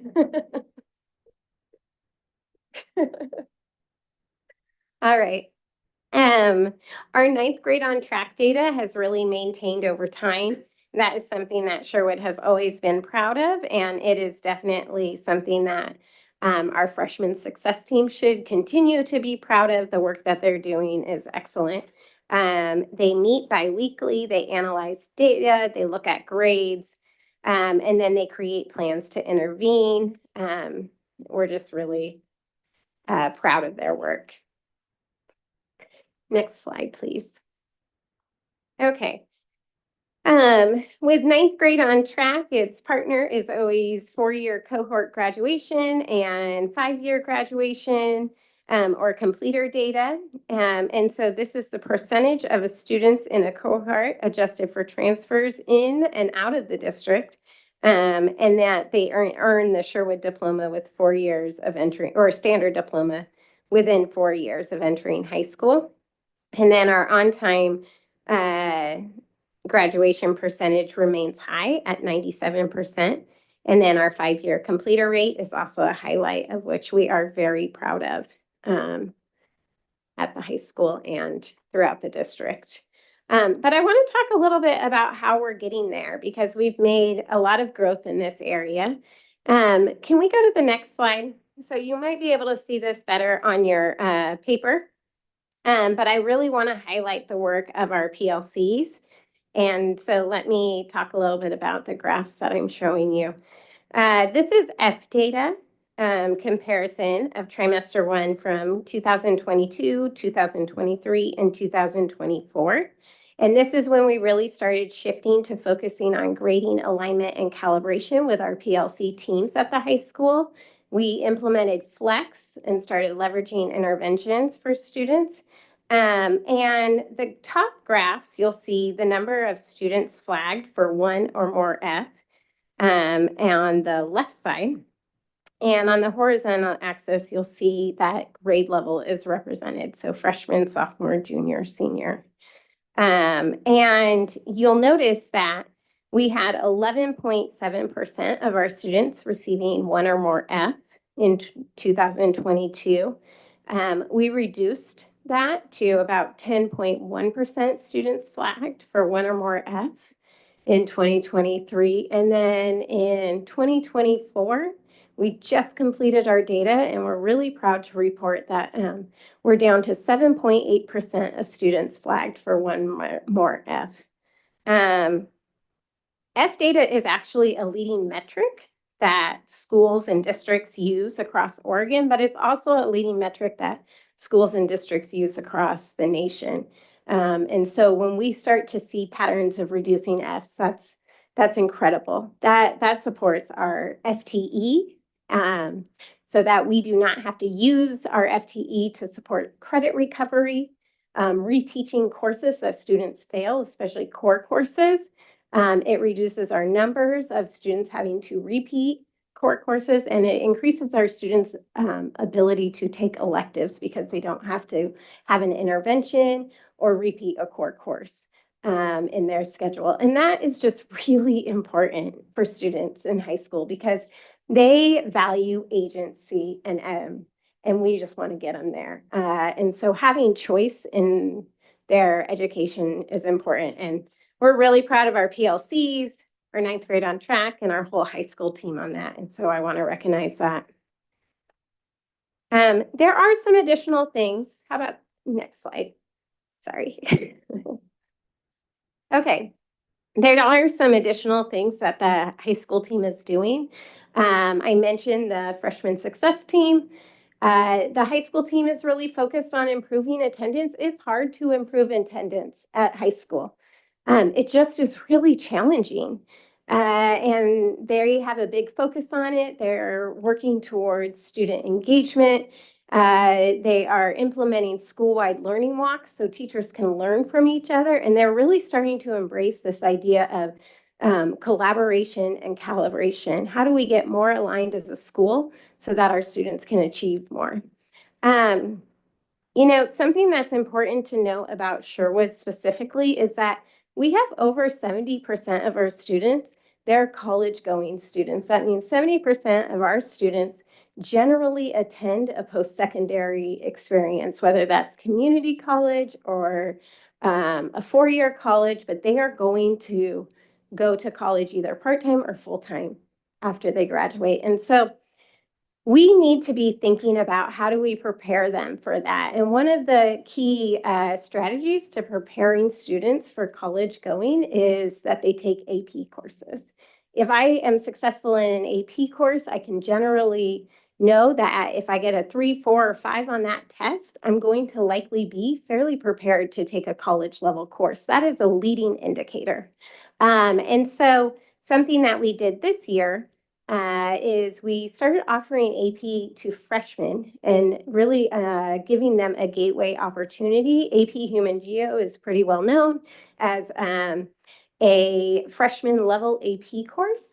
And so we had many students sign up for that. I don't know the number off the top of my head, Josh, Mike. But we're seeing some success with that, and we're looking at more ways to offer AP because if I'm a student and I want to know if how I will perform well and I take a AP course and I perform well, that can give me that identity of knowing that I will do well in college, and we want them to have that. In addition, we are continuing to promote and expand our career or continue to maintain our career in technical education. We always want to expand everything, but we are maintaining it. And then something that we're looking at is stacking classes in our schedule.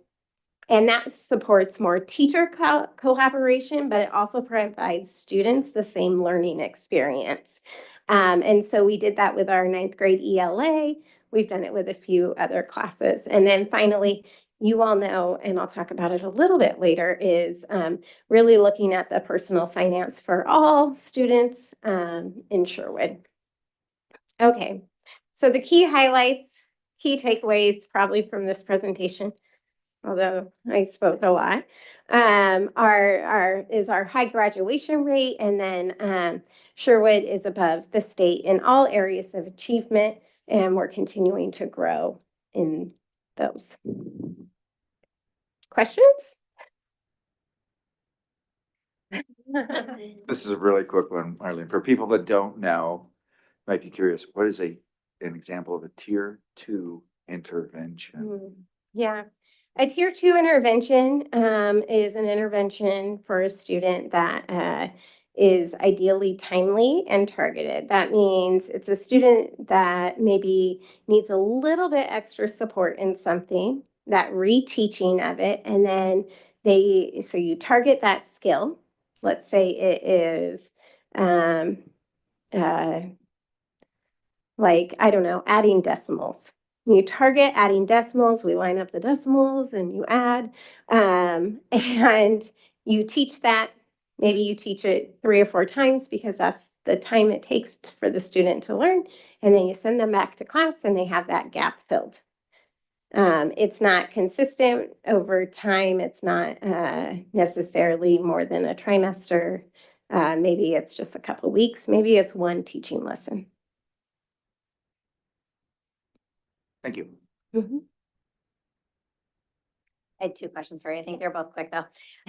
One is, why do we not see like a goal around attendance at the middle school level? Our middle school attendance, if I remember correctly, was fairly high overall. And so they didn't have an attendance goal, but also we just had a new administration. Our administration chooses the goals, and that's probably one of the There's not, like, a reasons. lot to bite off. Well, I think most of one of their goals was around like establishing relationships, and we only have our teams do 3 goals because it's just a lot to manage not doing 3. And so that was particularly why there wasn't an attendance goal. They are working towards attendance. They monitor it. They have an attendance team. They have some of the same structures set up as our other schools. But they don't have it specifically a part of their school improvement plan. Yeah, this is like the one piece post-COVID that just seems so hard to go back to. COVID was like, you had a slight headache and we were like, please just stay home.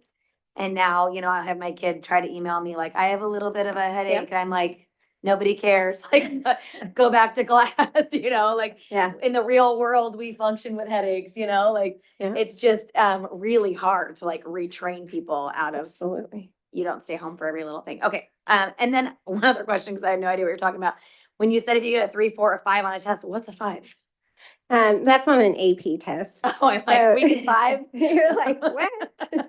I am blown away. Yeah. So that's only for AP class. That's only for your AP class and only for the test. Is the 3, 4, or 5 is, and generally, you can get college credit at some of the colleges based off of if you get a 3, 4, or 5 because the rigor is recognized, and it's recognized by like public and private schools. They'll note if it is or isn't, but it's a beneficial. My kids clearly are in system. AP classes, but I need to know. Okay, thank you. Yeah. Okay, I want to ask about stacking classes. This could be a loaded question because I feel I have a sophomore now. Yeah. And so I have felt the weight of him having like Spanish 1, trimester 1, and then not again until trimester 3. And that's hard. It's hard. That's hard. So was biology. Biology was trimester 1 and trimester 3. And I was like, and then a separate teacher. Yes. For both. Yes. So that kind of blew my mind in the sense that like, wow, you have to now remember something from 3 months ago and get used to a different teaching style from somebody totally different. Yeah. I don't know what my question is, but it's concerning. And I understand that there's a lot of the kids that you have to like break up, but for those required like biology classes. And if you want that elective to be able to go to college, like Spanish, it just seems like, is there a way to stack a schedule that would make them be able to keep the teacher that they maybe resonated with and then be able to do it consecutively within 2 trimesters? The only way to do that is moving to a semester schedule. to do it for everyone, right? I mean, that's the short solution. We try. We try to keep teachers the same. We try to prioritize classes. We try to shift different classes around, but but it doesn't always work. Some of the challenges is we have such a robust elective offering, which we're really proud of. It's really important and it's valuable, but it is a trade-off. And so is the trimester for the semester. If we had a semester schedule, we could have more consistency. But we don't know what it would look like in all honesty. We don't know if it would reduce electives, but a semester schedule is the way to kind of ensure that you don't have a trimester off. Because somebody will always have a trimester off. Right. Yeah. Yeah. It's like a luxury, I guess. Especially, I think, to just have consistency in the actual teacher. I think if you can't make it consistent across 2 trimesters, then at least giving the same teacher would be a good solution. Because that was kind of a source of contention with like, oh my gosh, this person doesn't teach the way I really like this thing. And so that seems like a wonderful fix if possible. Yeah, our teams definitely prioritize that, and it doesn't always work. We always like to play with schedules and try to figure out new ways of making it work. Like we're able to stack our 9th grade ELA this year, and we'll continue to work on that. Do you ever get, I mean, I didn't ask the question. So like, say Josh at the high school, do you get questions like that from parents about like, hey, my kid really resonated with this teacher for, say, biology. Can I have them again? Does that happen frequently? Okay. Yeah. Okay. I guess I just didn't ask the question when I should. I don't think the answer is often Yeah. we can make the switch. No. Right. It's almost always no. Right. Or it's, do you want your child to have this, this, and this? And it ends up being like, they're like, no, I wanted them in this one class. And it's like, well, that class is only offered at this time, this try. Or you can try to take your chances senior year, right? When it's offered again in 2 years. And Got it. Yeah. Okay. It's not ideal. Yeah. And we do recognize that. Definitely. Thank you. Yeah.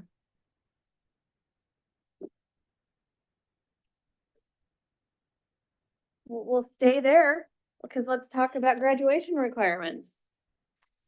I promise this one's shorter.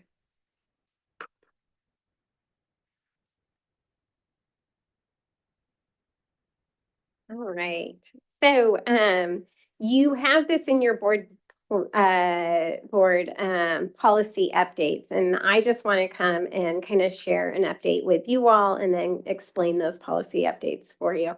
The last time I was here talking about Senate Bill 3 and what that means for Sherwood, I believe it was just passed over the summer, and I was giving you an update about that. And so we've been working a little bit on it, and we have some plans to share with you. In addition to that, there's been a new update for our certificate of attendance that has impacted our board policy as well. It's minor, but I'll also share that with you. So just a reminder, we shifted our Sherwood diploma system from having 6 different diploma options to students who graduate in 2027 and beyond. We'll have the state options and then the Sherwood diploma to choose from, where they graduate with honors instead of honors diplomas and advanced honors diplomas. So that's just a reminder there. Next slide, please.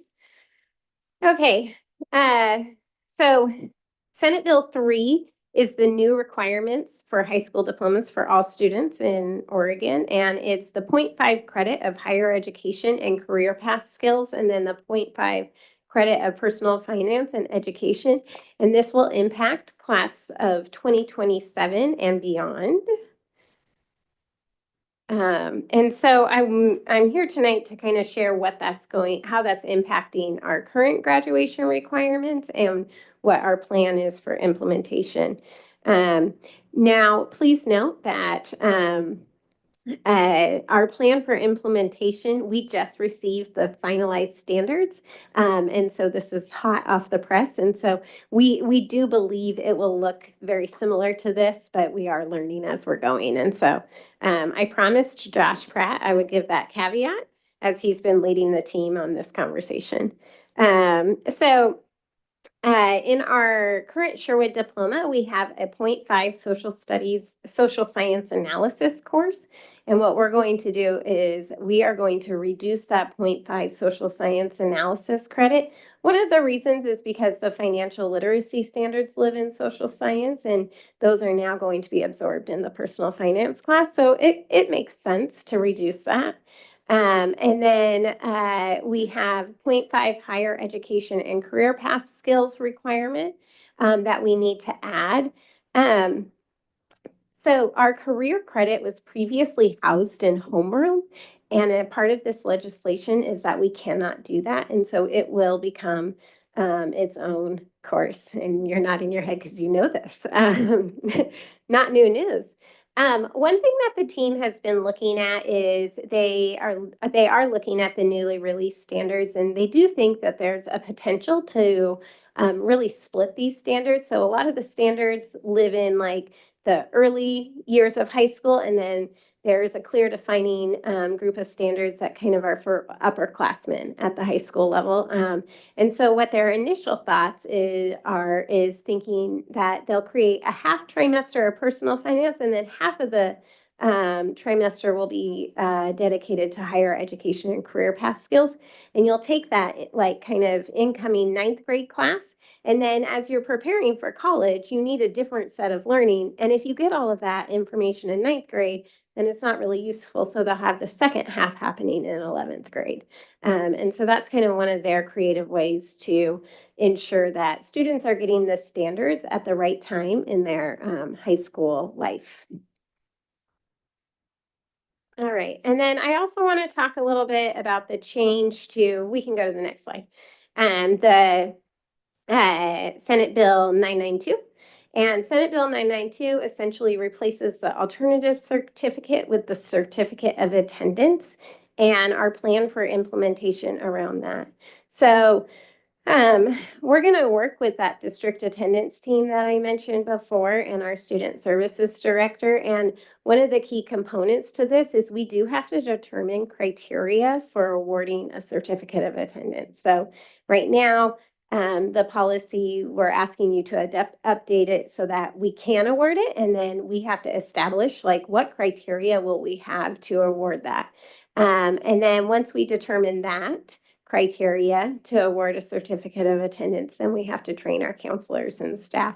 One caveat to determining the criteria is we have to use systems that we already have in place. So we have a very robust attendance tracking system, and we're fairly confident we'll be able to leverage some of those like cutoffs of how we monitor our chronic absenteeism to kind of support this certificate of attendance. And that is it on those. So any questions?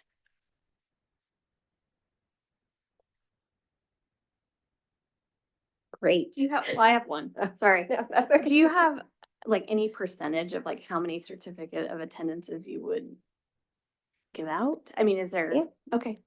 We don't think we'll give out any. Oh, Yeah. okay.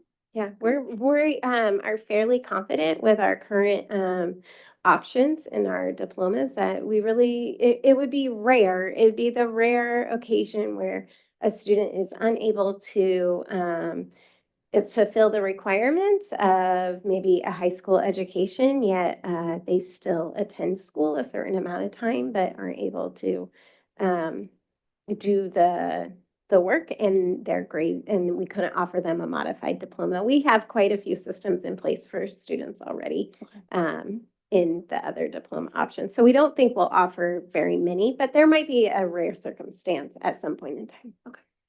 Thank you.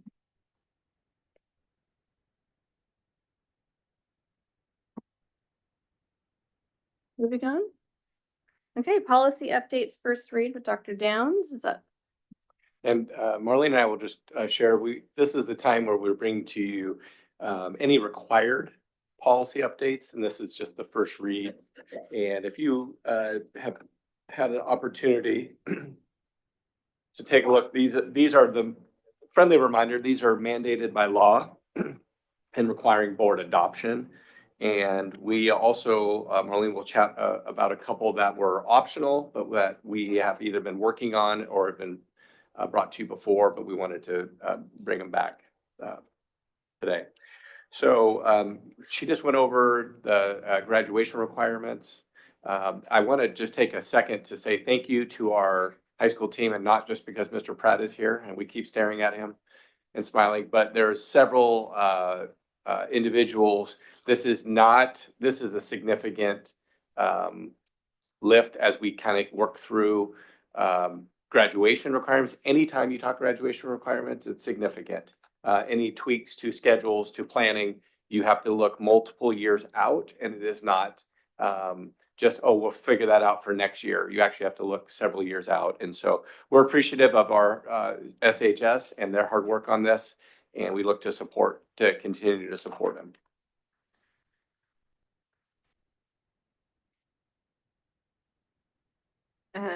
So graduation exercises, that's just an update in language. Which one are we on? Optional? Just medication. Medication, okay. All right, so in our medication, we have, they're required, but essentially, this is in practice, so that our licensed healthcare providers are not necessarily the ones who maybe provide the anecdote for a student maybe who has overdosed and needs Narcan. Any school professional can provide that to the student at any point in time. And so this board policy updates our medication so that that can happen. And then in addition to that, nope, that's it. It just adds it in two different places. And sorry. And then the other one is an update to the definitions to include all that information. And that's it. Medication. Okay, graduation exercises is just including and changing the language so that we have certificate of attendance there. Same with IKF. And then admission to exchange students is a updated policy. Our policy was last updated in 2014. And so we wanted to update this one. 1 second. Thank you. All right. And we updated ours to one, it is the new language that that is more recent and more current since when we last updated ours. And then in addition to that, we have that exchange students must meet the regulations and expectations of local students, including the immunization requirements and interdistrict transfer requirements. And so what we found is, and this probably wasn't an issue back in 2014 because we weren't accepting any interdistrict transfers from other school districts. But when a student who attends Sherwood on a transfer as an exchange student, our current board policy would not allow that exchange student to attend with them. And so this allows for the exchange student to follow the same rules as maybe their host family, essentially. And that's that update. Thank you. Thank you. Okay, so we are going to move on to superintendent goals and evaluation timeline with Dr. Dent. Great. Thank you. I'll start, and then maybe Chair Carson, you can talk through the evaluation timeline. Since July, I've had the pleasure and the opportunity to be working diligently, getting to know our Sherwood community. It's been absolutely wonderful. There are 3 goals that I've had the opportunity to stay focused on with a lot of wonderful support. Goal 1 is just to build strong relationships and trust with district stakeholders, staff, community, city leaders, and business partners. You know, I've had many wonderful conversations with getting to know kids and families better. It's so fun for me now when I go to events, I actually get stopped a little bit and said hello to, which is nice. So I'm looking forward to keep building those relationships. Goal 2, continue to support and ensure fiscal stewardship and long-term financial sustainability. You know, this is daily with our team and with me. And it's much greater than just Gary's leadership in our fiscal world. It's everyone at this table, and it's all of our administrators and our staff. So I want to be a leader with them in that and pay close attention to being good stewards. And then lastly, develop and implement a 5-year strategic plan to guide the district growth, improve student outcomes, and engage all stakeholders. Just excited to continue to do that work. And I'm thankful for Hans's liaisonship there that he provides to be on our strategic design committee as a board member. But I'm also excited to help bring this goal to fruition as we plan forward, as we're excited to plan forward for the next steps in Sherwood. Want to chat a little bit about evaluation? Yeah, let's chat about some evaluation. So we're going to use the OSBA framework for our evaluation. It's what they provide to school districts. It's pretty straightforward, cut and dry. It's going to go out even this week. We're going to send it out like we did last year in the survey format to other board members. And then I will collect that data. And then at our March meeting, I will have a summary of all of that data from the 5 board members and their evaluation of Dr. Downs. Questions, anyone? Great, wonderful. Okay, so we're going to move on to some action items.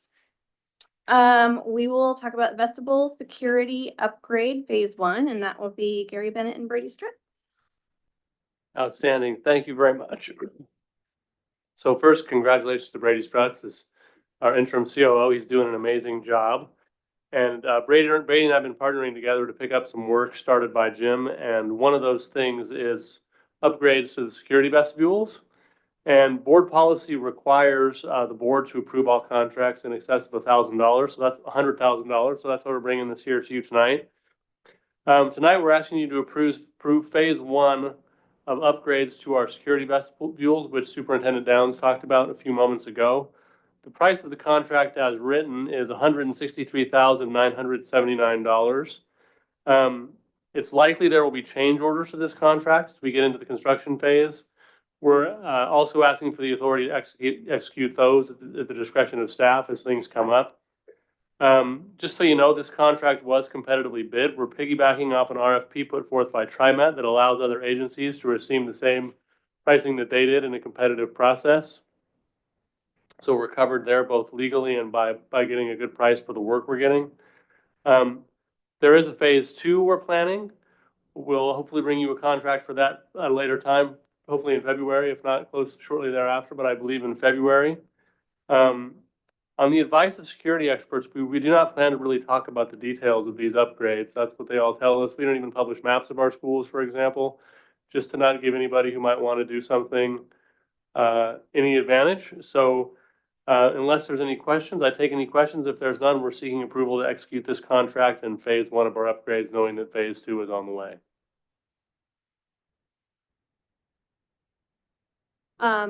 I just want to take this opportunity to thank you for going out and getting this bid. I think this is something we've been waiting for and are excited about, and a very tangible security offering that we're bringing to our district that I think that is, one, it allows us to have control of our vestibules to buzz people in, and then 2, it still has that community feel with a bit of safety measures established into it. So I love it. It's tangible. You can touch, feel, and see this step, which I think is really important to the community. So thank you.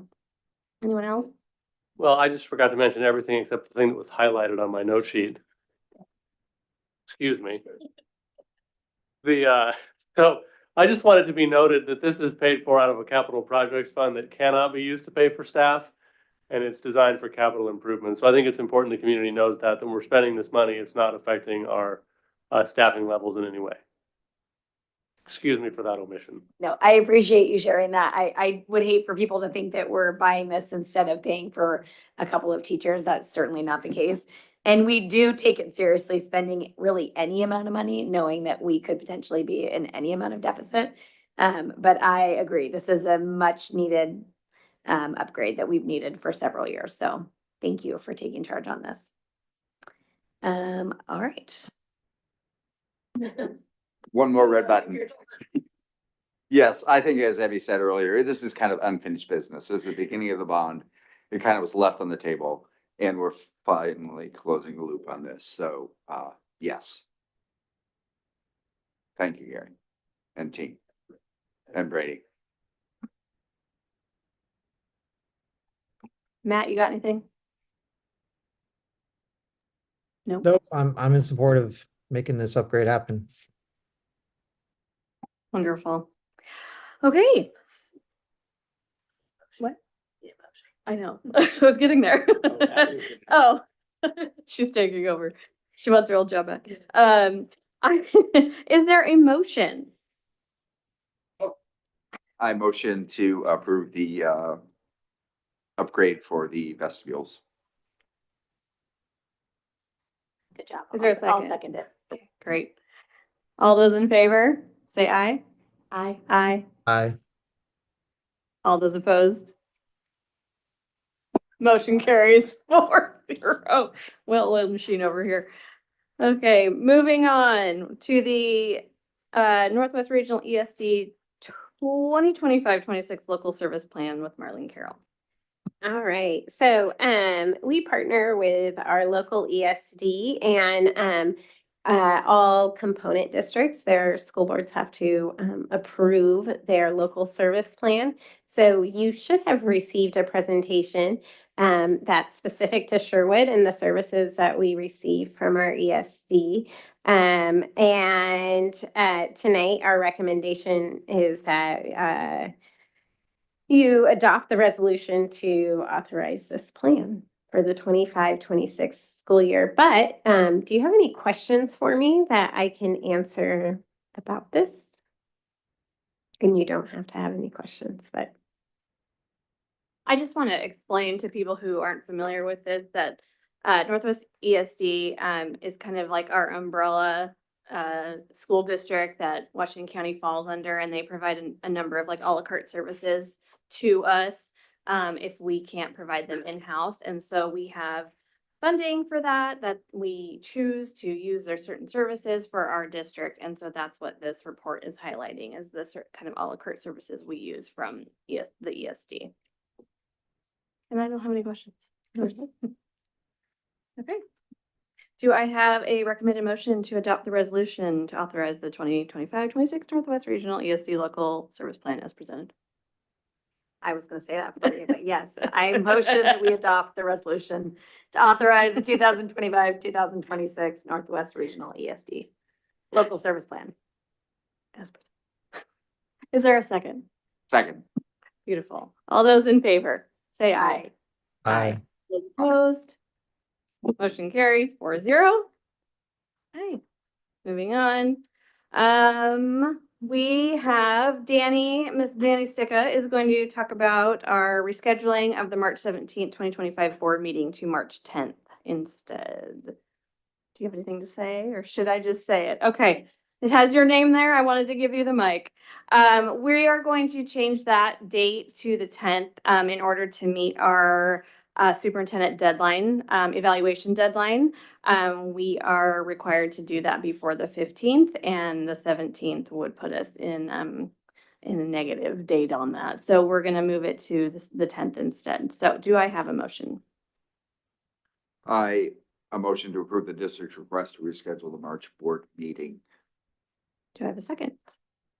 Second. Great. All those in favor, say aye. Aye. Aye. Aye. All Aye. those. Okay, motion carries 4-0. Okay, our next board meeting will be held on February 24th, 2025, and this meeting is adjourned.